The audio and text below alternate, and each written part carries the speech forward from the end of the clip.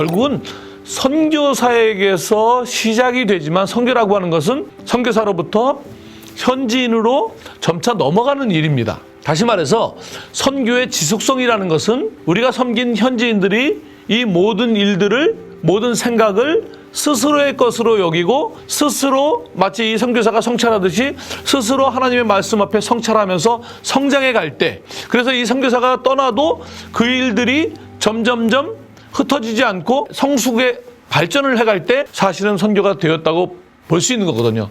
그런 면에서 이제 이 사역은 조금 더 시간 테스트를 해야 되는데, 영화를 보시면 버마에서 이제 이 일이 시작되고 이라크에서 도움 요청이 왔을 때 선교사님만 가는 것이 아니라 함께 일했던 버마 현지 사역자들이 함께 이제 이라크로 옮겨가거든요. 현지 지도자들을 포함해서 중요한 지도자들이 빠져나가게 되면 이제 남아있는 사람들이 그 일을 버마에서는 해나가야 되는데, 이 영화 속에서는 그 남아있는 사람들이 어떻게 해나갔는지에 대해서는 소개가 지금 안 되고 있는데, 그게 제가 볼 때는 이제 과연 선교가 제대로 됐는가를 판단해 줄 수 있는 것이죠. 물론 데이브 유뱅크 선교사가 이들은 이제 우리의 도움 없이도 할 수 있다라고 하는 말이 나오기 때문에 그런 흔적이 보이긴 합니다. 그러나 과연 이들이 스스로 할 수 있다는 말이 어디까지를 포함하느냐, 역량만을 포함하느냐, 뭐 의료 행위할 수 있고 사람을 구출해낼 수 있고 비디오 카메라를 가지고 필름밍을 할 수 있고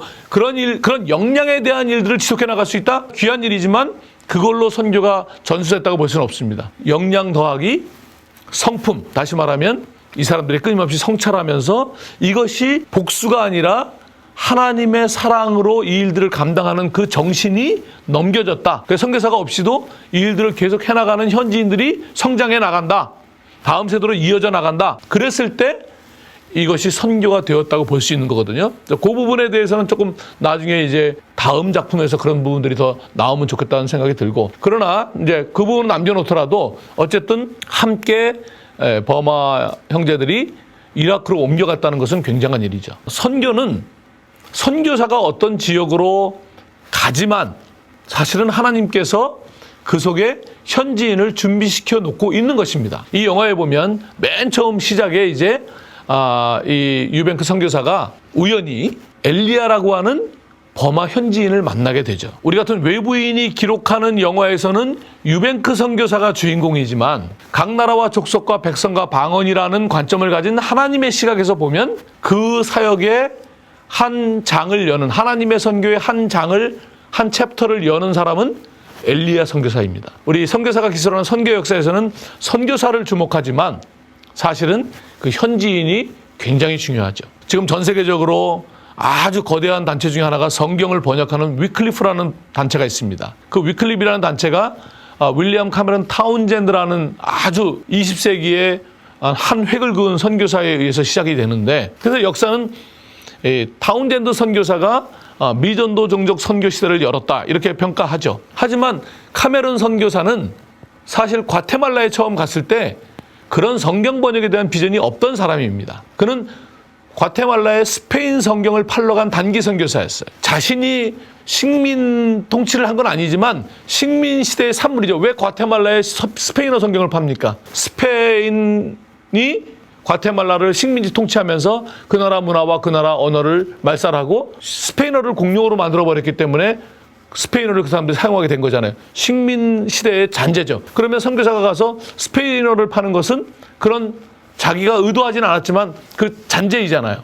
그런데 그 카메론 타운젠드 선교사와의 현지인 조력자, 가방을 들고 다니고 함께 여행하는 사람 중에 프란시스코 디아즈라는 현지인이 있었는데, 이 사람이 칵치케리라고 하는 그런 종족 출신인데 함께 여행하면서 우리 종족 사람들은 스페인어를 할 줄 모르기 때문에 우리 종족 아이들을 위한 교육, 또 우리 소수 종족이지만 그 언어로 하나님의 말씀이 번역되는 그런 비전을 갖고 있다. 계속 얘기했기 때문에 그 비전이 이 타운젠드 선교사에게 넘어가거든요. 그래서 결국 이 프란시스코 디아즈라는 현지인은 좀 일찍 죽지만 그 비전을 이 선교사가 갖게 되면서 오늘날 전 세계에서 가장 큰 단체로 이 성경 번역 사역이 커지는 그런 일들이 생긴단 말이에요. 뭐 우리나라에도 아펜젤러를 기억하지만 아펜젤러와 함께 동역했던 조한규라고 하는, 실제로 한글 성경은 서양 선교사가 번역하는 것이 아니잖아요. 한국 선교사가 한국말을 하는 사람이 번역하는 것이고 그것이 잘 성경적으로 맞는지를 검토하는 것이 선교사가 하는 역할이잖아요. 근데 우리는 조한규라는 사람을 뭐 아펜젤러의 비서 정도로 보는데 비서가 아니라 굉장한 동역자죠. 그러니까 사실 이 영화에 나오는 엘리야 같은 사람들이 굉장히 주목되어야 하고 그런 현지인들이 이 사역을 함께하는 사람들이 있었다라고 하는 것은 이 유뱅크 선교사가 굉장히 훌륭한 점이다, 그렇게 보여집니다. 나중에 보시면 이제 모술 지역에서도 이라크 사람들이 이제 한두 명 같이 동역자로 붙거든요. 그 중에서 이제 샤힌이라는 사람과 모함마드라는 이 두 형제가 함께 붙는데, 샤힌은 통역을 해주는 친구였고 모함마드는 운전을 해주는 친구였는데, 이 영화에서 저에게 가장 큰 울림을 주었던 영어는 그 모함마드가 했던 영어였어요. 모함마드가 이제 영어로 떠듬떠듬 이야기하는데, 모함마드를 통해서 제가 두 가지를 느꼈습니다. 하나는 이 사람이 사실 목을 비롯해서 한 8발 총상을 입고 의사가 너는 죽는다 그랬어요. 왜냐면 목을 치명상을 입었기 때문에.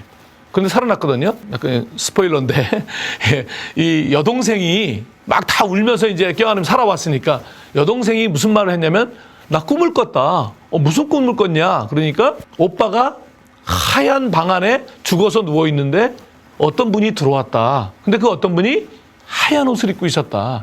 그분이 오빠에게 일어나라. 그러니까 오빠가 일어났다. 뭐 예수 그리스도가 그를 살린 것을 보여주는 이야기죠. 사실 중동은 이렇게 복음이 원활하게 들어가지 못하는 지역에서 이런 꿈과 환상을 통한 복음 전도가 일반적이진 않지만 상당히 꽤 일어나는 지역입니다. 이 형제도 이제 그렇게 살아났다는 것을 떠듬떠듬 영어로 설명한 게 감동적이었고, 근데 저한테 더 감동적이었던 것은 그거였어요.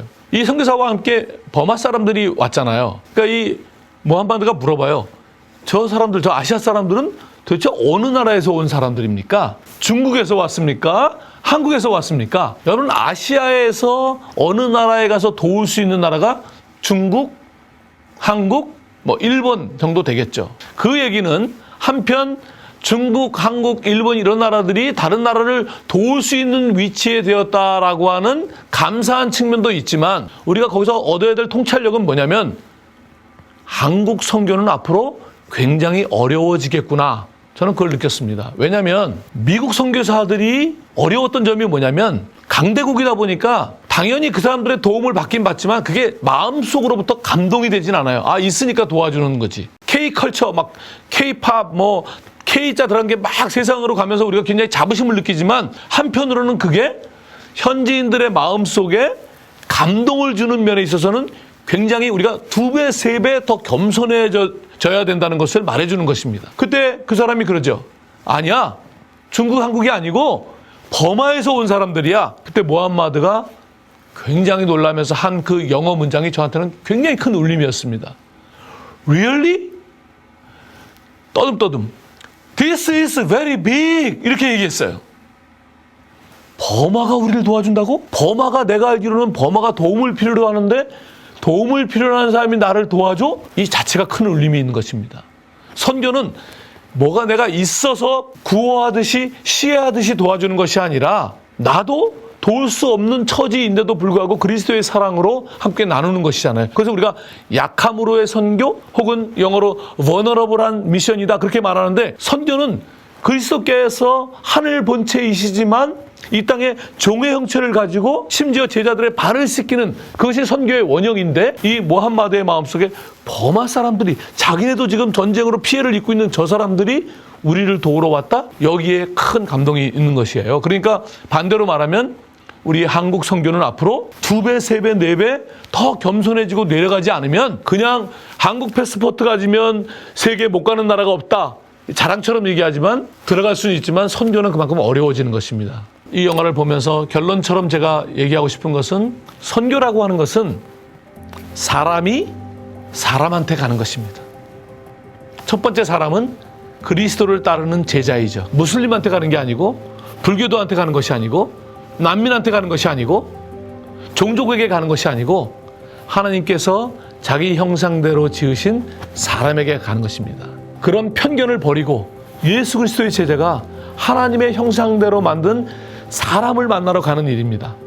그런 것을 너무나 잘 보여줬다는 것이 너무 감동적이었고, 그 유뱅크 선교사가 모함메드는 살았고 샤이는 죽었어요.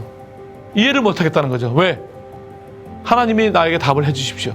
그래서 결론처럼 저는 선교라고 하는 것은 내가 이해할 수 없는 일들이 계속 일어나는 것이다.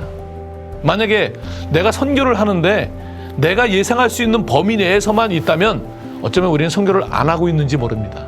우리가 주님을 따라간다는 일은 내가 이해할 수 없는 일들이 계속해서 일어나는 것입니다. 사실은 혼란스럽지만 그것이 그리스도를 따라가는 바른 길입니다. 주님께서도 베드로에게 이제는 내가 원치 않는 곳으로 사람들이 너를 끌고 다닐 것이다. 수동적인 삶, 그냥 잘 못해서 수동적인 것이 아니라 정말 그리스도를 따른다고 하는 것은 내가 이해할 수 없는 일들로 가득한 곳을 믿음을 가지고 주님을 따라가는 것, 그것이 선교다, 그렇게 보여집니다.